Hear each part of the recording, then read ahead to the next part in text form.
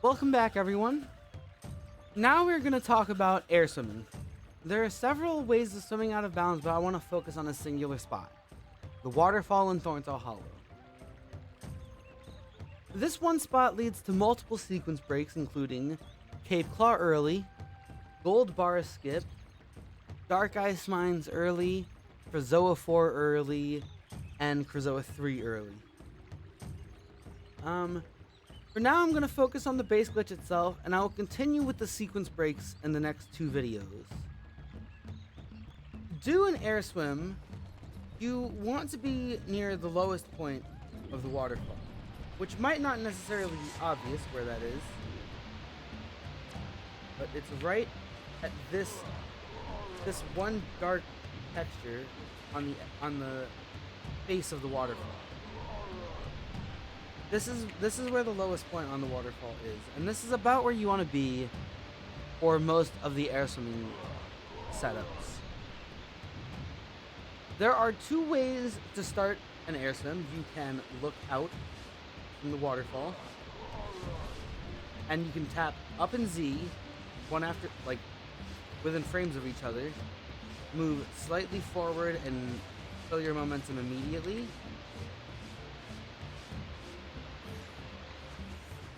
And this method is somewhat inconsistent. I mean, to be fair, both methods of air swim are somewhat inconsistent. But that is one technique. Some people do prefer this method.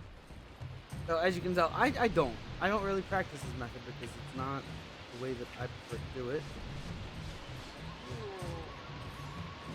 But as you see, I caught the swimming animation there, but didn't quite get it. The way that I prefer to do an air swim requires an alignment. You want to be basically flat aligned with the waterfall, like yeah. And then you want to be slightly to the right side of this texture here. And I note that if you have the right angle, the tallest cattail should be going through Fox's left ear for the entirety of its cycle. And then from here, all I have to do is press down just far enough. And I have to let go when I see the swimming animation start.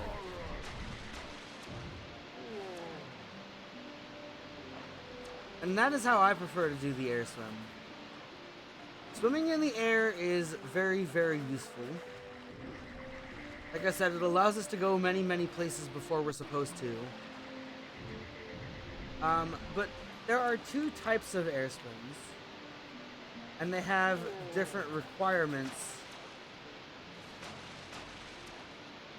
in the long run.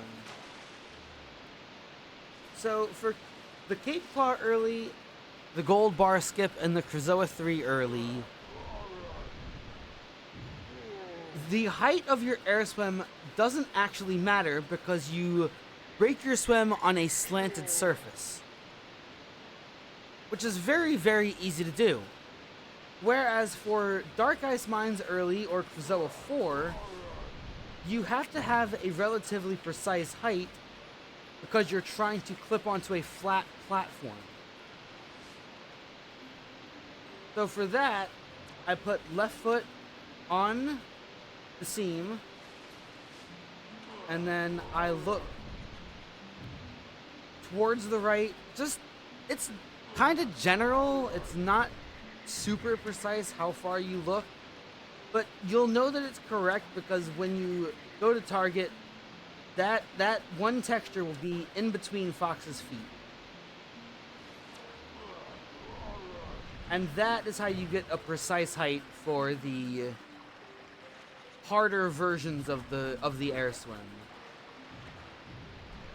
But as you notice, that was pretty easy, and you could do the same thing with facing out. You put your left foot on this, and then you aim as close to the waterfall as you can.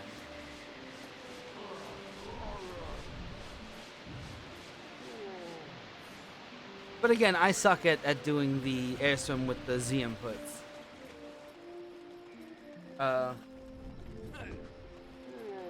That's just me being bad.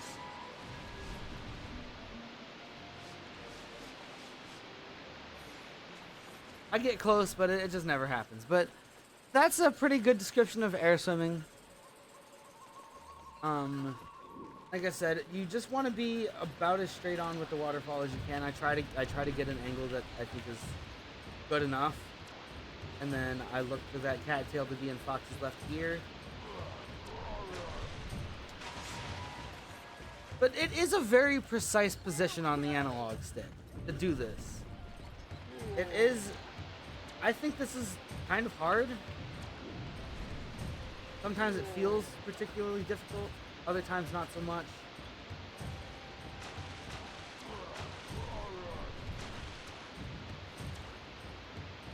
But yeah, it's hard to press it down just right.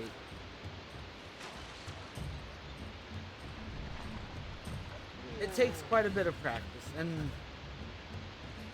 but it's very fast. This is required in basically every glitched run.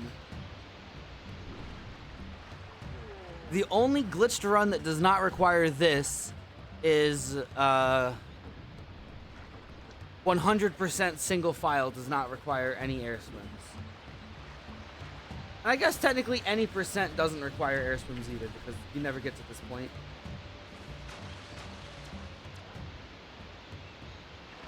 But that's a pretty good example and pretty good explanation of air swimming.